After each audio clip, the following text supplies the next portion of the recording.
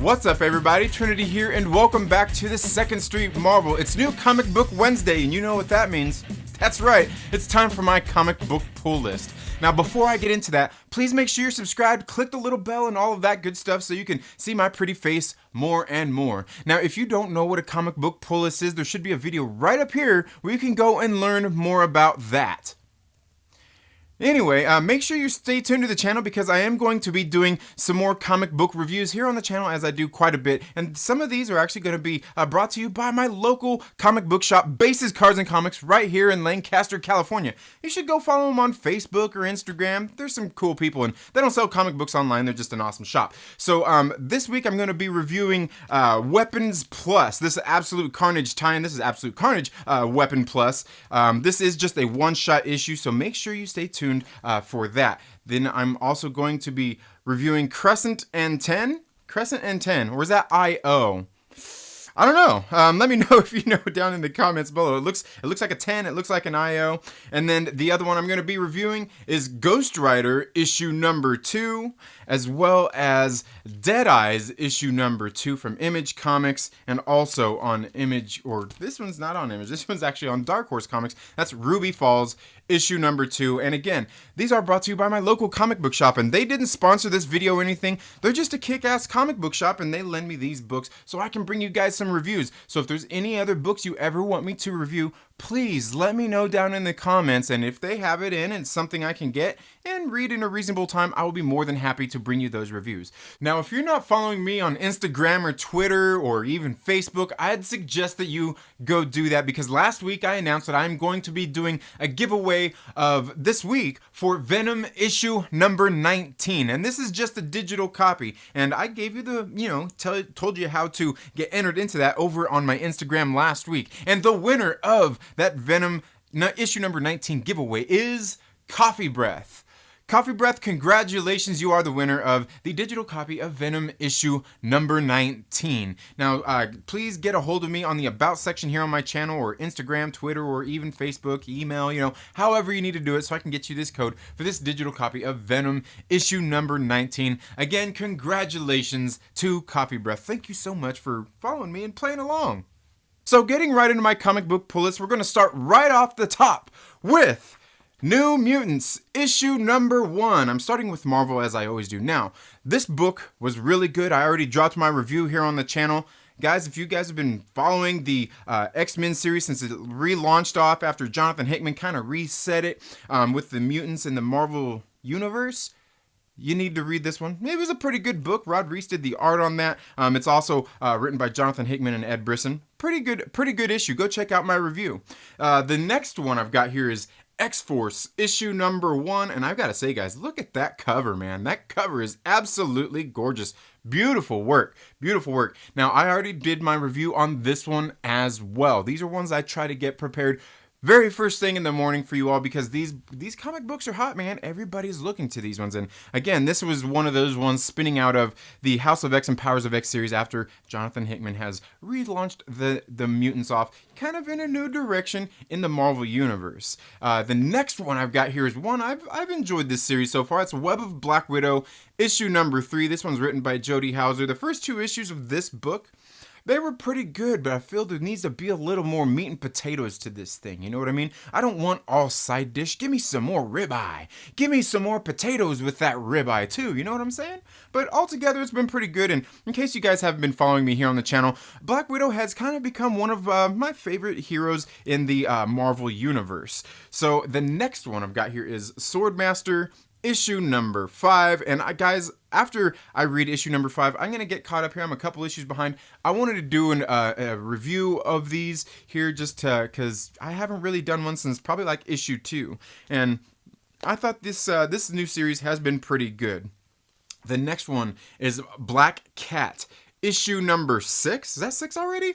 Issue number 6. Guys, we've been getting Black Cat for 6 months. And I've got to say, when this came out, I think a lot of us kind of felt like, it's kind of about time she gets her own solo series. It's not a mini series, it's an ongoing. So, sometimes when it comes down to those things, you gotta kind of decide, like, do you want just a mini series? Do you want an ongoing series? Sometimes an ongoing can be a lot to commit to, and I totally get that. The next one, Savage Avengers, issue number 7. Guys, I've liked this series.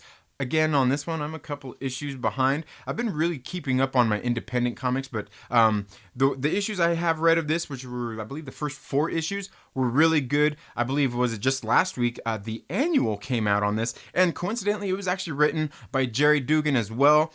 And it seems like a lot of the times the annuals aren't done by the same writer who's doing the ongoing series, but in this case, they did that, and I think that's pretty cool. And I like that for consistency reasons. The last one on my Marvel pull list was the Amazing Spider-Man issue number 33.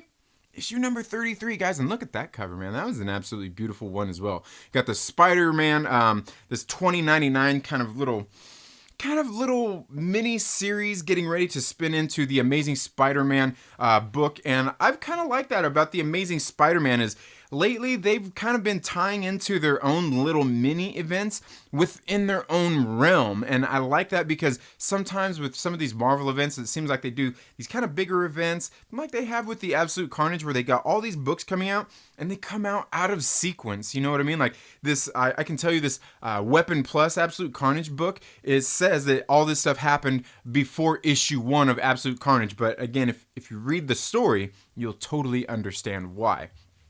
Now I'm going to move in to some small print publishers. I used to call these independents, but they're not really independents. If they were independents, that'd be more like the writer and the artists doing this on their own through the crowdfunding things like we see a lot. That's something that's become pretty popular. But these are going to go into these small press publishers, and we're starting off, guys, with one of my favorite publishers. You guys know I've talked a lot about these guys, and that is Vault. That's on Vault, I guess, Vault Comics, and this is The Heist. Now, this is a new series. I can't wait to get into this one, and this cover is, let's see, this is artist Nathan Gooden and designer Tim Daniel pay homage to Brian Boland's cover of Love and Rockets, issue number 1. They've been doing these kind of vintage, kind of homage covers on a lot of their books. And I actually kind of like it. I know when they did the plot, they did an homage to the Swamp Thing, and I think I can't remember what that was, like Tales of Mystery or something. Please, you can feel free to beat me up in the comments about that. I'm not really for sure, but I know it was Swamp Thing, right? So moving on, the next one is on Ablaze Comics, and that is Vampire State Building, issue number 2. Now, guys, this is the second book, and I believe this is probably a 4 or 5 issue mini series. I don't know, maybe they're testing the waters to see if they're going to carry that one on, but I really did like issue number 1, and you can go back here on the channel and check out the review that I did for issue number 1. Again, it was a good series. It's been a good series so far with just 1 issue, and it is actually done by the same guys who were doing the Walking Dead series before it got canceled, or they just stopped doing it. I'm not sure what happened there because I wasn't reading The Walking Dead. The next one I have here is on another one of my favorite recent publishers, and that is Shoplifters Will Be Liquidated, issue number 2 on Aftershock Comics. Guys, I believe this publisher has only been around since 2015, and I've noticed that a lot of these smaller print publishers, I've really enjoyed their work. Like I said, Vault's been doing a good job. Aftershock Comics has been doing a good job, and if there's any other publishers out there that are these small print publishers, let me know down in the comments below. What is your favorite small print publisher? I can tell you, I think right now mine is probably Vault, as I haven't read a bad title out of them, and next after that would be Aftershock Comics, and you can see right back there I've got this box set that I got from LA Comic Con not too long ago. Now the next one, guys, I've got here is White Widow, issue number 3, and this is on Absolute Comics Group. Now, this one right here, it's been several months since we've got issue number 2 to get issue number 3. I'm not sure what's going on here with this book or anything, but I've got to be honest with you guys. The second issue I don't know, it kind of made me laugh in the sense that this character seems like it's kind of a Black Widow Venom hybrid kind of story. And when I did a commentary on it on the Trailer Park Live a couple months ago, feels like a few months ago at this point, and it probably has been. It seems like this book is kind of a ripoff of, like I said, like Black Widow and Venom, and that all in all it isn't hard in itself. It's probably kind of hard to be original when you're doing like a superhero comic book, but the thing that made me laugh was like the girl's sidekick here is she looked like just exactly like a female version of Genki Lee from the Miles Morales Spider-Man. But again, I'm laughing, but I don't mean to stomp on or put down the people who are writing this comic book or anything, because they still work hard on it, and I'm not here to trample on anybody's hard work, okay? So the next one I have here is on Dark Horse Comics, and that is Everything, issue number 3. Guys, I've done reviews on the first 2 issues of this. I really like this series. This is pretty good. It's like this big box retailer has just opened up in this small town of, oh man, what small town was it? It's in Michigan. I'll tell you that much. But it takes place in like 1981, and again, it's like a horror title, and it's been pretty good so far. I can't wait to read issue number 3 and bring you guys a review on that. The next one here, guys, is on Image Comics, and this one actually feels pretty thick. I'm not sure if this is the end of this series, if it's a mini series or what's going on here, but this one feels pretty thick, guys. On Image Comics, that's Coffin Bound, issue number 4. And this issue right here, this series, it's been pretty good. This one's definitely not for everybody, as most stories aren't for everybody. You know what I mean? Like, it kind of depends on what you like. This one seems like it's kind of a post-apocalyptic future in which, the world seems like it's been pretty much decimated for the most part. The population is kind of at an all-time low, and we can see there's some things going on here. They got like the Earth Eater who goes out and like destroys, kills people and everything, and I don't know. It's been a really weird story. Just, it's kind of a horror tale at the same time, but I've liked it. That's the thing, is it's an odd story, but I don't know. I like what's going on in this series so far, and I think I've only done like a review of maybe issue 1. I don't even know if I did one of issue 2. Did I even do one of issue 1? I'm pretty sure I did. You can go check that out back on the channel here, but that's all I've got for my comic book pull list, guys. Now, the one thing I want to tell you guys before I let you all go is on November 29th is going to be my 1-year anniversary of being a YouTube content creator. And guys, I got to thank every single one of you guys for all of your support, for you guys being here, watching the videos, liking them, disliking them, leaving your comments down in the comments below. It's really helped me grow to become a better content creator. And the other thing I got to ask you guys, could you do me a favor? Go follow me on Facebook, go follow me on Twitter, and definitely go follow me on Instagram. Because if you go follow me on Instagram, I have a post over there where I am going to be giving away on my 1-year anniversary.